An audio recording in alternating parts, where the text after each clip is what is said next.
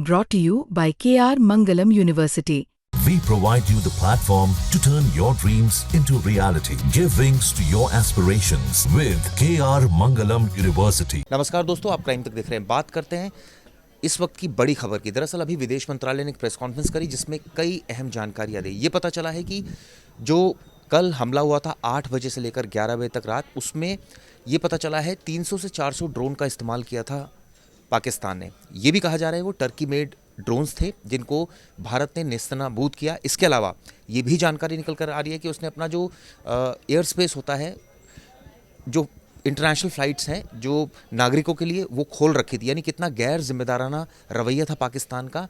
वो इनकी आड़ में एक तरह से कहा जाए हमले कर रहा था। उसको पता था कि भारत जो है वो जवाबी कार्रवाई नहीं करेगा, क्योंकि एयर स्पेस उसने खोला हुआ था नागरिकों के लिए। उस वक्त वहाँ से अंतर्राष्ट्रीय फ़्लाइट भी निकल रही थी जिसमें पाकिस्तान के यात्री थे, लेकिन भारत ने संयमित एक तरह से कहा जाए व्यवहार का परिचय दिया और किसी तरह का कोई नागरिक उसमें नुकसान नहीं हुआ। लेकिन जो ड्रोन्स थे लगातार वो पाकिस्तान अपनी चालों के तहत वो लगातार यहाँ भेज रहा था, जिसको भारतीय सैनिक नेस्तनाबूद कर रहे थे। 300 से 400 जो ड्रोन हैं उनको नेस्तनाबूद किया गया। ये भी पता चला है कि जो पाकिस्तान ने कई सीमावर्ती इलाकों, खासकर जम्मू कश्मीर, लेह तक ये कहा जाए कि ये ड्रोन्स जो है वो छोड़े, जिनको सुदर्शन चक्र के द्वारा नेस्तनाबूद किया गया। फिलहाल जो विदेश मंत्रालय है वो उसका साफ साफ कहना है कि भारत सरकार इस पूरे प्रकरण पर नज़र बनाए हुए है।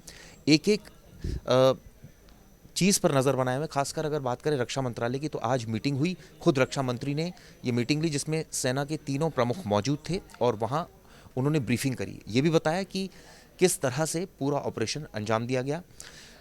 ये भी जानकारी निकल कर आ रही है कि एयर स्पेस को खोलना, यानी कि आप सोचिए कि सिविल एयर स्पेस खोला हुआ था, वहाँ से जो अंतर्राष्ट्रीय उड़ानें थी वो फ्लाई कर रही थी, उसमें यात्री थे। ये पाकिस्तान की एक चाल थी। उधर रक्षा मंत्री ने, जो पाकिस्तान के रक्षा मंत्री, उन्होंने अजीबोगरीब बयान दिया। उन्होंने कहा कि वो जो हमला नहीं कर रहे थे जानबूझकर, जो ड्रोन्स पर हमला नहीं कर रहे थे वो इसलिए नहीं कर रहे थे ताकि उनकी लोकेशंस का ना पता चले। ये अजीबोगरीब एक बयान था। बहरहाल अभी भी ये कहा जा सकता है कि पाकिस्तान की तमाम चालें बेनकाब हो गई है। जो रिपोर्ट सामने आई है वो मैं रिपोर्ट आपको पढ़ के सुनाता हूँ।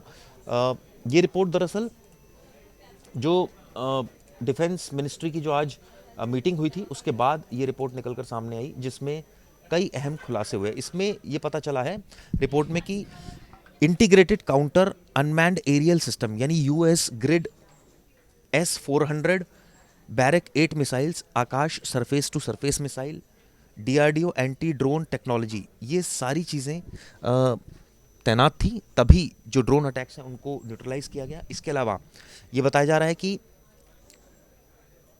ऑपरेशन सिंदूर जब हुआ था उस वक्त इंडियन आर्म फोर्सेस ने HQ-9 एयर डिफेंस यूनिट जो लाहौर में थी उसको एक तरह से कहा जाए धराशायी किया था।